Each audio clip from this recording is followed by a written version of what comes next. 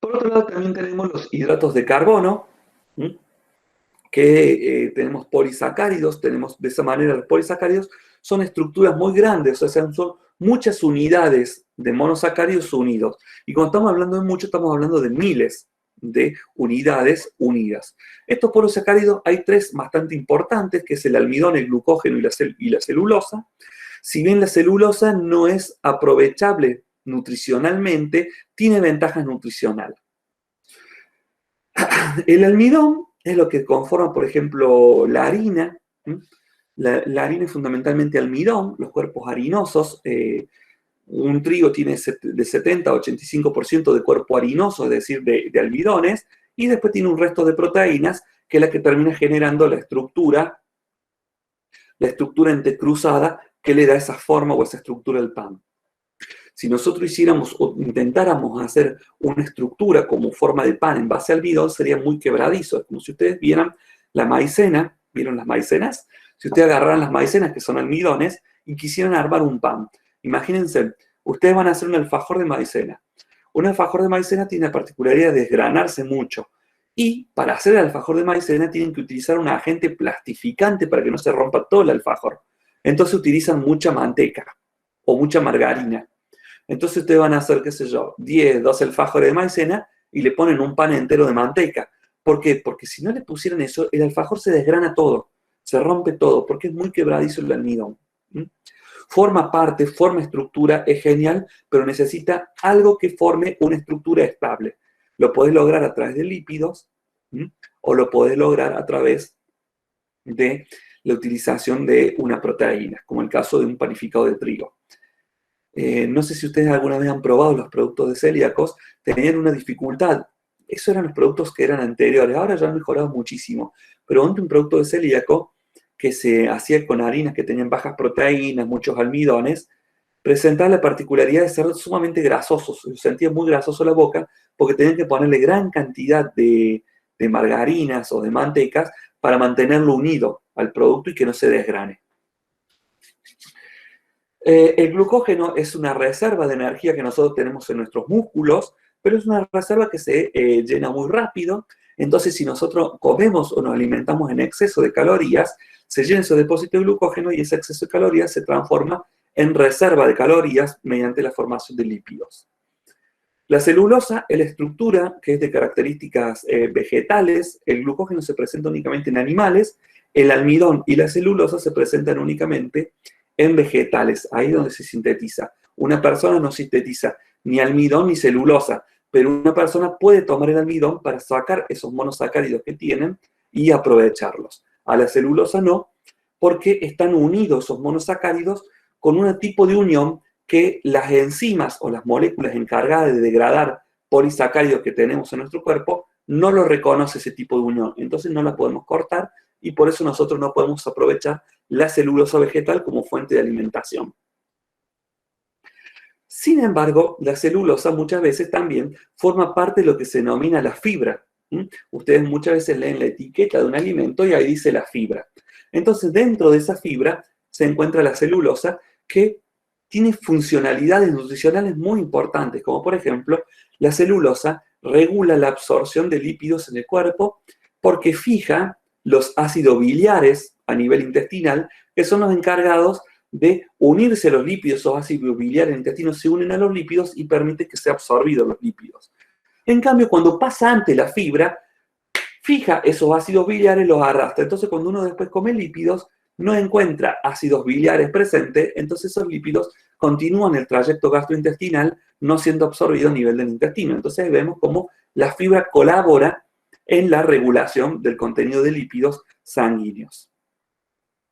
Y después tenemos otros polisacáridos que son de características muy importantes a nivel tecnológico industrial, que se los utiliza como aditivos al 1 o al 2%, no mucho más de eso. Hay muy pocos casos que se utilizan más del 1 o del 2%, estos aditivos, que son las pectinas y las gomas. Ustedes vieron todas esas gomitas que suelen haber dando vuelta, o son hechas de proteínas o son hechas de pectinas y gomas. Entonces vos tenés gelificados proteicos, como la gelatina que vos compras de mesa, eso es un gelificado proteico, o puedes tener algún tipo de gomitas, como son esas gomitas de osito y esos caramelitos así, que en muchos casos, en lugar de utilizar gelatinas, lo hacen con pectinas y con gomas. También sirven para espesar, sirven para dar consistencia, pero ya lo vamos a estar viendo cuando veamos un poco más los aditivos. Pero eso es para saber los tipos de hidratos de carbono que hay. Otro punto son las reacciones de los hidratos de carbono, que eso es muy interesante. Las reacciones que tenemos una de las principales, que son la gelatinización.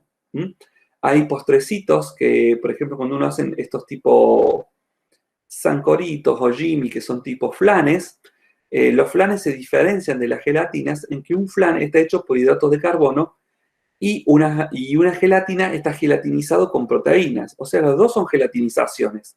Un flan es una gelatinización y una gelatina es una gelatinización. Pero ¿qué pasa?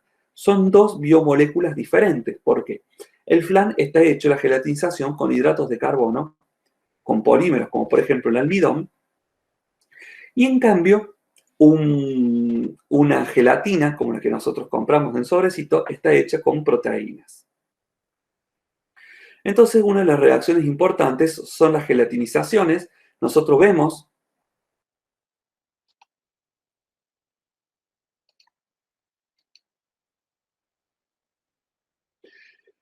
esa es la forma que tiene el almidón, que está presente, pero nosotros cuando hacemos una gelatinización, vemos que el almidón se expande, y al expandirse empieza a entrecruzarse entre ellos, dando esa consistencia y ya queda sólido. Ese es el proceso de gelatinización. Y ahí tienen, cuando ustedes quieren hacer un postre tipo Jimmy, por así nombrar a alguno comercial conocido, uno puede agarrar almidón, ponerle un poco de leche, calentarlo con azúcar un rato, y cuando se pone espeso, mientras están calentando, lo pasan a un envase, un pote, dejan que se enfríen y obtienen ahí lo que vendría a ser un postrecito, esto tipo lacto Jimmy. Por otro lado, abajo tenemos los que son los procesos de gelatinización y endurecimiento posterior, que eso, por ejemplo, ocurre en los panes. Entonces vos tenés el gránulo de almidón, vos este gránulo lo hidratás cuando vos vas a hacer un pan, por ejemplo, vos pones la harina, le agregas agua, lo empezás a amasar para poder gelatinizar. Ahí te contesto, Gisela. Entonces lo empezás a gelatinizar y haces que esos gránulos de almidón alcancen un grado de gelatinización cuando le das temperatura, hace que se expanda, genere unos grados de gelatinización, pero después de un tiempo vos observas que ese pan se torna duro. El pan se pone duro después de un tiempo. ¿Por qué? Porque el gránulo de almidón que se abrió, se expandió, el almidón se presenta como una alfa hélice, entonces como una especie de resorte, que después de que pasa un tiempo, comienza a retrogradarse, comienza a volver a su estructura original que estaba, y está bien, no alcanza su estructura original porque hubo entrecruzamientos, ocurrió alguna serie de reacciones por culpa del calor, que eso evita que adquiera la forma que tenía original. Pero sin embargo, alcanza a volver a tener una estructura más ordenada, más rígida, que eso es lo que hace que el pan se sienta duro. Entonces, ¿uno qué hace? Uno podría mojar el pan y calentarlo o calentarlo directamente, entonces se vuelve blando de nuevo porque se volvió a gelatinizar, pero solamente que ahora se vuelve duro más rápido. ¿Por qué? Porque no tiene presencia de humedad. Yo no puedo embeber el pan como estaba la cantidad de humedad que tenía la harina para volver a generar ese tipo de gelatinización de nuevo. Acá Gisela me pregunta, cuando hacemos pochoclos, ¿hay gelatinización? En realidad, cuando hacemos pochoclo no hay una gelatinización, hay una ruptura del almidón por temperatura, porque yo no lo mojo. Lo que hago únicamente es darle determinada cantidad de temperatura para que la propia humedad del grano, que es muy baja, alcance a expandir el almidón. Pero otra cuestión es que está tan compactado y la cubierta que rodea al grano de maíz, esa cubierta, le ofrece resistencia. Entonces le ofrece resistencia y adentro va acumulando presión, se va generando vapor de esa humedad pequeña que le queda al grano, va generando vapor y de pronto cede esa cutícula que protege el grano de maíz, esa cáscara, cede y ahí es cuando expande. ¿Por qué expande violentamente? Porque hay mucha presión interna y ese es el mismo proceso que le ocurre, por ejemplo, cuando uno hace tutuca. Vos cerrás un recipiente y lo empezás a calentar.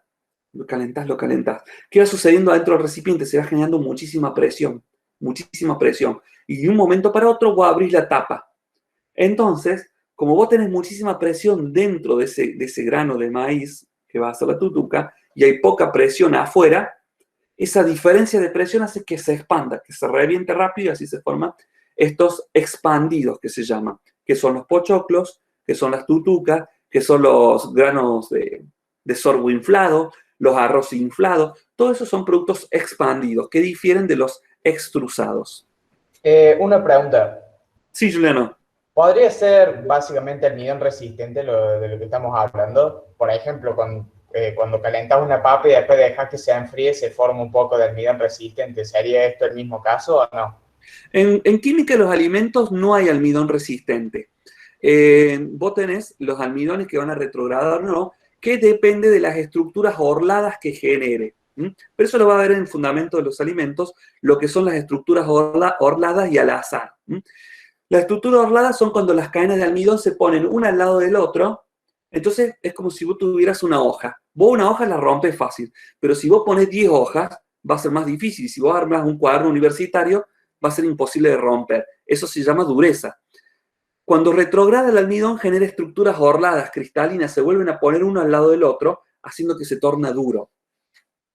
Los almidones que se llaman resistentes, estos almidones que se le denomina comercialmente almidones resistentes, son almidones que sufren modificaciones especiales para que tengan algún tipo de características o no tecnológicas. No sé si ustedes vieron que hay un postrecito que se llamaba 1, 2, 3, listo.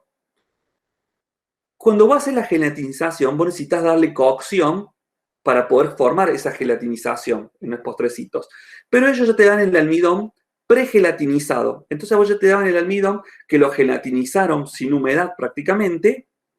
Entonces vos le tiras agua, lo revolves, lo dejas un ratito y se formaba eso. ¿Por qué? Porque el proceso de gelatinización se había hecho antes con el almidón.